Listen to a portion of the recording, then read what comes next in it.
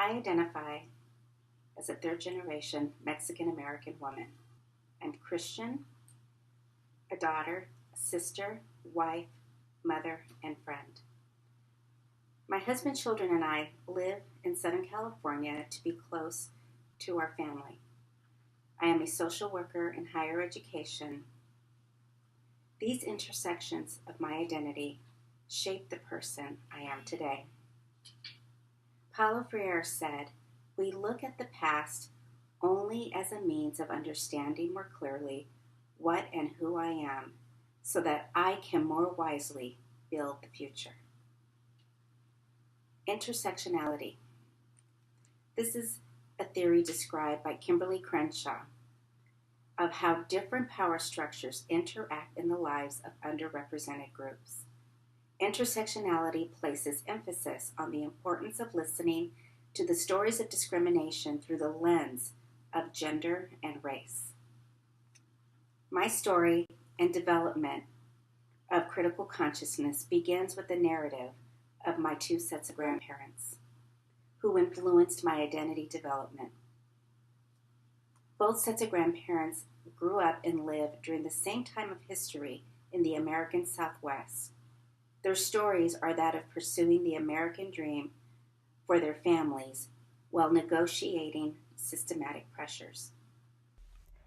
Lynn and Dixon define critical race theory as a framework that challenges the way race and racial powers are constructed by a wide system of law and culture. These structures perpetuate white privilege and social injustices. Critical race theory authors use storytelling and counter-narratives to point out how racial injustices are in the lives of people of color on a daily basis. My grandmother, Juanita Castillo, wanted nothing more than to fit in as an American. Her father and mother were born in the United States. She is the eldest of 12 children. Juanita's fair skin, has hazel green eyes, and her first language is Spanish. She spent the first years of her life growing up in Santa Monica, California. As I was growing up, I used to love hearing her stories about going to work with my great-grandfather, who was a gardener for several families in the entertainment industry. She once talked about playing with a little girl who had curly hair and beautiful dresses, who she later learned was Shirley Temple. I also learned that my great-grandmother died from an illness a few years later, and my grandma's world was radically altered. Throughout my life, I received messages from her about the importance of blending in and being American.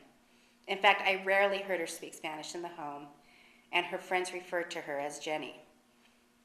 Neil Foley wrote that Mexican Americans constructed identities such as Spanish American and Latin American in order to distance themselves from the despised dark-skinned Mexican immigrants.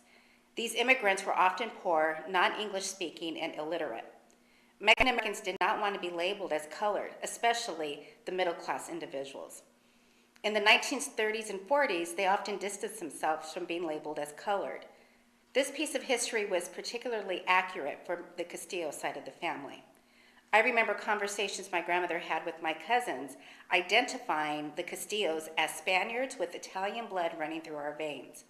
My aunt would say, "We're Heinz 57, like all Americans." I never truly understood what these conversations meant until later. As an adult, I realized my grandmother did what she could for her family to survive and blend in. I was hurt and angry with her for being ashamed of being Mexican American. Ultimately, she treated me differently because I was not fair-skinned like my cousins, and I was often reminded of how different I was. But now I get it. As a mestiza, she grew up at the bottom of the race hierarchy, and she didn't want that for herself or for her grandkids. Scholars say that assimilation is what immigrants do to become American, which is also to say becoming white. For immigrants, assimilation is not about what one leaves behind, but it's about moving forward. It's a process of cultural exchange.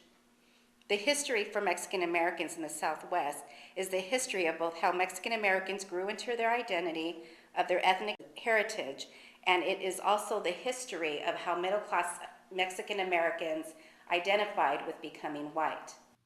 Scholars say there was a time that Hispanics were legally white, yet socially, politically, and economically were treated as non-whites. When I was in graduate school, my grandpa Pedro, whose last name was Bustamante, was from Jalisco, Mexico, and he shared his stories with me. He was dark-skinned, dark-haired, and medium in stature. He talked about discrimination in his life when he worked in New Mexico as a manual laborer. He recalled posted signs in front of restaurants that said, "No Mexicans or dogs allowed." In his 90s, he laughed and shrugged it off, simply shaking his head and muttering a few choice words in Spanish. He did not articulate his pain, but through his narrative, the pain was implied. My grandma Fina was born and raised in El Paso, Texas. She had an 8th grade education and she worked in the field. After marrying my grandpa, they moved to East Los Angeles, where she worked in school cafeterias and raised her 5 children. Their story is the story of many Mexican families who are strangers in their own country, a land that once belonged to their own people. Scholars say that mestiza occurred between the colonizing of Spanish conquistadores and the indigenous women from various tribes. Mestizo appearance and brown skin is what led to overt racism. Through my grandparents' hardship, they still managed to teach their children and grandchildren to be proud of who we are. Through stories of activism for field workers, music, family recipes, they both kept our Mexican traditions alive. Ultimately, it was through this dearly loved set of grandparents that I grew up to embrace the mestizo blood that runs through my veins and to love the brown pigment of my skin. However, this journey has not been easy. I internalized colorism and systematic racism through self-hatred.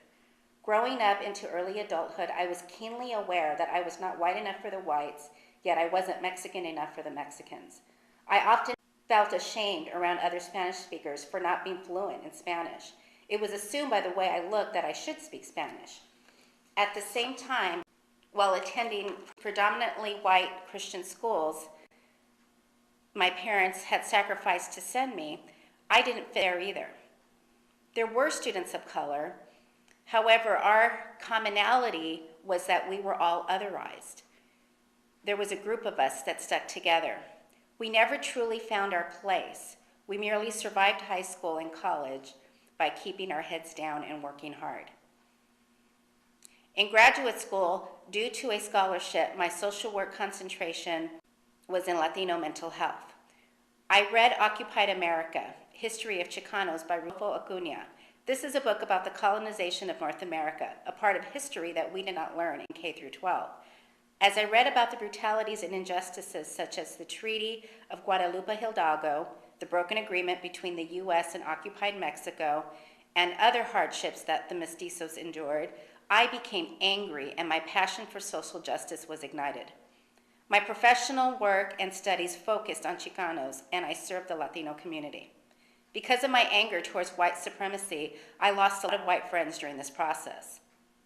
As a result of this awakening, I channeled my knowledge, social work skills, and desire for social justice into social work education. I learned about critical race theory. Critical race theory, more specifics, LatCrit, is a way for me to better understand and conceptualize the Latinx experience. LatCrit is a methodological guide to define the intersection between race and immigration status that both entered white supremacy throughout history. The insights of LatCrit help me better understand and define the intersectionality as a Latina and the work that I do in higher education towards social change. Although LatCrit is relatively new to me, this framework has already influenced my personal and professional trajectories. Inclusivity for all individuals at any level of intersectionality is a human right. Latinx is a term I've recently added to my vocabulary as a way to be inclusive throughout the gender continuum. With this newly found knowledge, I now have the vocabulary to express my experience and validate the experiences of other Latinx students. Although I am grateful for the professional opportunities that God has given, I believe that my experience of not fitting in either world and feeling marginalized by systematic racism and sexism has become my testimony learning to overcome. Through my journey of seeking freedom, part of my spiritual growth and identity in Christ has been to empathize with my Grandma Castillo. She wanted us to all fit in. She didn't want us to be outcasts. Ultimately, I know she wanted us to have the successful and live the American dream that she desired. In higher education, as I work with women, students of color, and other marginalized populations, I will continue to pursue the ministry of reconciliation. In the words of Tim Keller, those who are downtrodden by abuse of power have very little power to begin with. God gives these people particular attention and has a special place in his heart for them. Because God is concerned for those who are vulnerable, he was and is concerned about me. As a mother, I strive to be aware of what I speak into the lives of my children, so that they will in turn be socially conscious and advocates for the marginalized. My hope is to instill in them confidence in who they are in Christ. I hope to equip them both, as they are both representatives of marginalized populations. Keller emphasized in his text, the more one experiences and understands God's grace, has a better understanding for social justice. My prayer is that I do not allow my privilege to allow me to take my blessings and grace God has given me for granted. My prayer is also that in my vulnerability, I continue to lean on his grace and mercy in the work that I do on campus.